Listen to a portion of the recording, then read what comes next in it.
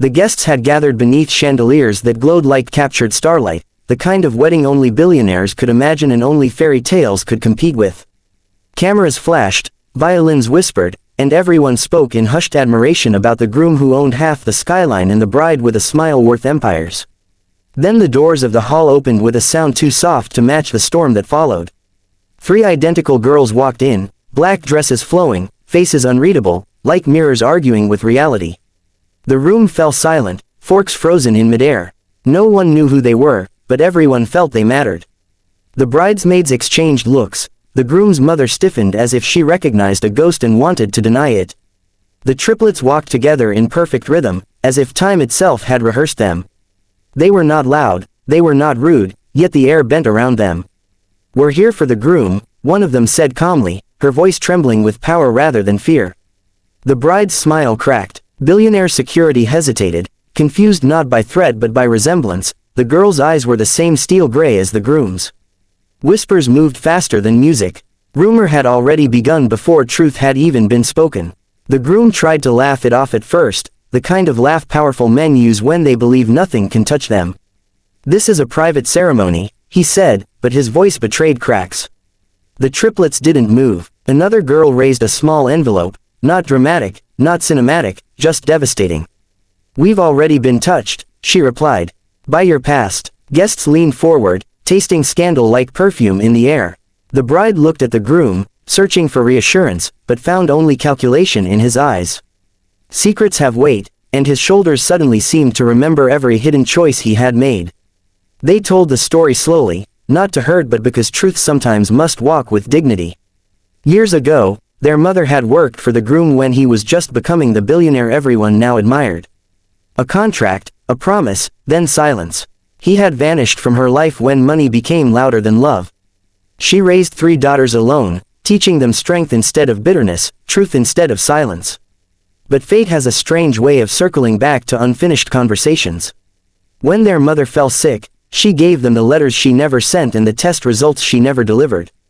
Tonight was not revenge, it was closure. The bride suddenly felt the ground shifting beneath dreams carefully arranged like flowers. "What do you want?" she whispered, afraid of the answer. The girl in the center said, "We want him to acknowledge reality before he vows to live in honesty."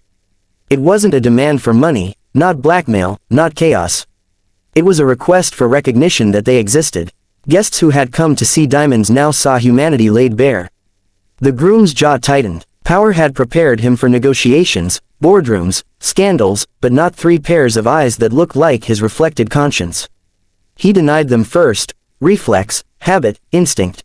"Anyone can say anything," he insisted, trying to regain control. The bride's father stood up, angered at the spectacle, but the triplets remained unshaken. They placed a small device on the table, a sealed DNA report. Their hands did not tremble. "We didn't come to destroy your wedding," one of them said softly. "We came to stop a lie from walking down the aisle." Every heartbeat in the hall seemed louder than the orchestra. The groom stared at the envelope like it was a mirror that finally refused to fog when he exhaled. The groom reached for the report with hands that were suddenly older than his age. He scanned the pages, numbers, percentages, probability. There are moments when paper weighs more than mountains. The color drained from his face, his expensive composure dissolved. The truth was written in clinical certainty. Biological father, 99.9%. The crowd reacted like a single organism gasping for breath. The bride closed her eyes, realizing the vows she would hear were already broken years ago. The triplets did not cry. They had done that already, long before standing under chandeliers in crystal applause. Silence stretched, but it wasn't empty. It was full of choices waiting to be made. The groom finally spoke, voice no longer armored. He confessed not only to the past but to the fear that made him run, fear that responsibility would slow his ascent, that love would cost more than money, that success required abandoning people. He apologized, but apologies born under pressure feel like guests rather than residents. The triplets listened not for words but for accountability.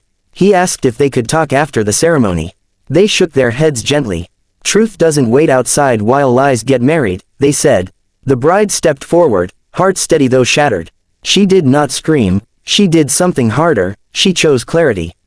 She asked him one question: "If you could hide them from me, what would you hide from me tomorrow?" He had no answer, and in that silence she found hers. She removed her ring slowly, not with drama but with dignity, and placed it on the table next to the DNA report, symbol and science side by side. Gasps rippled through the room, but there was also respect. She walked away from wealth and toward self-respect, and the path looked brighter than diamonds. The guests began to understand that this day would be remembered, but not for flowers or speeches. The groom turned toward the triplets, not as a billionaire, not as a host, but as a man cornered by his own reflection. He asked their forgiveness, not as a transaction but a hope. They replied that forgiveness was possible, but abandonment could not be erased. "You don't get to choose when we exist," one said, "only how you respond now."